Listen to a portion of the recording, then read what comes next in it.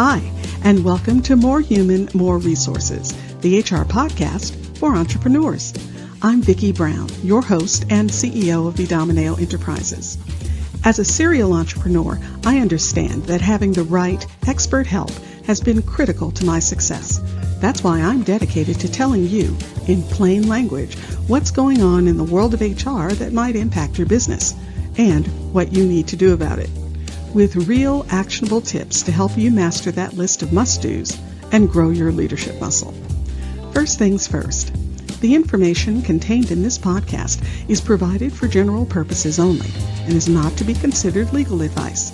Your decision to adopt or not adopt any practice or procedure mentioned in this podcast is solely yours, and we bear no responsibility for the outcome. We urge you to always consult legal counsel and other appropriate licensed professionals.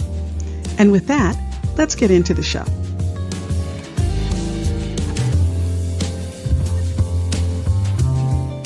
You're listening to Season 5, Episode 25. So the other day, I was really surprised to hear from a candidate about some of the questions that a client had asked her during the interview. Now, I know you may have heard all this before, and maybe you think it's common sense, but let me tell you, a refresher is always a good idea, especially when the stakes are high. And when you're the one leading the interview, those stakes are going to fall on you. Of course, there are the obvious off-limit questions that we should all know by now. Things like, how old are you? Are you married? Where are you from? These are the classics. But there are others that don't sound all that risky on the surface, but they can land you in the same kind of legal trouble or just make you look like an amateur. So let's walk through some of the questions you should never ask in an interview, whether you're hiring your first employee or building out a full team. This stuff really matters. First up, do you have any disabilities or health conditions? Now, I get why this question might come up. You're trying to figure out whether the person can do the job, and that's fair. But asking about a disability or health condition, even if your intent is good, that's off limits. Here's what you can ask. Are you able to perform the essential functions of this job with or without reasonable accommodation? That's the compliant way to frame it, and it keeps the conversation focused on the work, not the person's medical history. And in fact, that question should actually be on the employment application that every candidate should fill out. That way, there's no confusion about what was asked or why. The application should simply say, do you require any accommodations to perform the essential functions of the job? If they say no, leave it at that. If they say yes, ask which specific accommodations they would need. You don't need to know about their diagnosis. You don't need to know what medication they're taking or whether they've had surgery or what's on their doctor's chart. Your job is to assess whether they can do the job, not their private medical situation. How about this one? That's an interesting name. What is it? Now, I know this one sounds harmless, even like a compliment, but from a legal standpoint, it's risky because it can come off like you're fishing for ethnic or racial background information. You might be thinking, I was just making conversation, and I get that. But the reality is, questions like this can make candidates feel like they're being sized up for reasons that have nothing to do with the job. So instead of focusing on a candidate's name, stick to the work. Ask about their experience, their skills, what drives them professionally. That's the information that matters, and it keeps you on safe ground. Oh, here's another one that seems innocent, but isn't. How long is your commute? Will that be a problem? Now, the problem with this question is that it's not really about job performance. It's about someone's personal circumstances.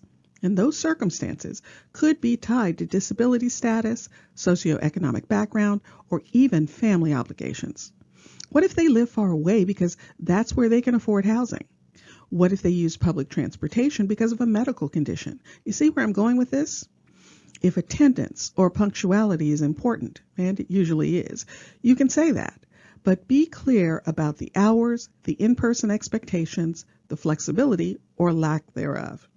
Then ask if they're able to meet those requirements. You don't need to know how many miles they're driving or how many buses they take, just whether they can reliably show up and do the job. Now, let's talk about this one. Are you okay working late, even if you have family obligations? Okay. This one combines a scheduling question with a potential discrimination trigger. What you're really asking here is, can you work late? And that's a totally fair question. So just say that. Be upfront about the schedule. This role sometimes requires staying late to meet deadlines. Are you available to do that when needed? And again, this should be a question on the application. That's a valid job-related question, but bringing up family obligations drags the conversation into the personal and opens the door to discrimination based on gender, marital status, or family responsibilities. Remember, you're not trying to figure out someone's home life. You're trying to figure out whether they can do the job with the schedule and expectations you've outlined. Now, here's one that still pops up way too often. Have you ever been arrested? Now, this is a legal minefield. First off, an arrest isn't the same as a conviction. People get arrested and never charged, or charges get dropped, or they're found not guilty, but that arrest record still follows them. In many states, it's actually illegal to ask about arrests, and in others, you can only ask about convictions if they're directly related to the job duties. For example, if someone's applying for a job handling money, you might be able to ask about theft or fraud convictions, but not about past DUIs or something else unrelated. If you do need to run a background check, that's fine, but do it at the right stage of the process and follow your state's rules. And whatever you do, don't bring it up casually in the interview.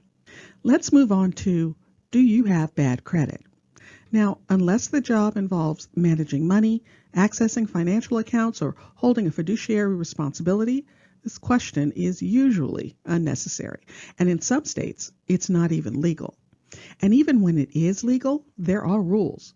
You need to notify the candidate, get their permission, and explain how the credit information is going to be used. So again, this isn't something to throw in a casual interview chat. Most small business roles don't require a credit check. So focus on job performance, reliability, and relevant experience, not someone's financial past. All right, let's talk about a big one. Why were you out of work for so long? Now, this is tricky because you might genuinely want to understand a gap in someone's resume, but asking this question outright, especially without context, can lead you straight into conversations about medical leave, caregiving, mental health, or even discrimination someone faced in a previous job. Now, a better approach is to say, I noticed a gap in your employment between these dates. Can you tell me more about what you were doing during that time?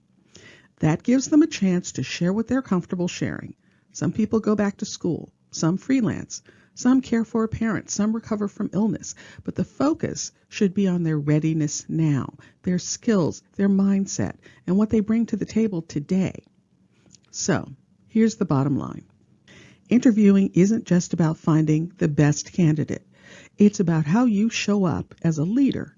When you ask inappropriate or irrelevant questions, even unintentionally, it reflects on you and your business. It can shake a candidate's confidence in your professionalism, and yes, it can also get you in legal trouble. So before you walk into your next interview, ask yourself, am I focusing on job requirements? Am I avoiding assumptions? Am I keeping the conversation professional and relevant?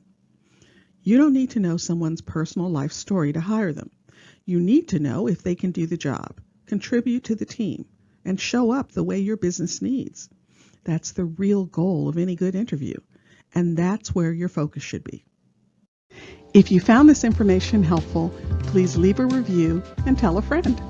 Thanks for spending the time. Until next week, same time, same place.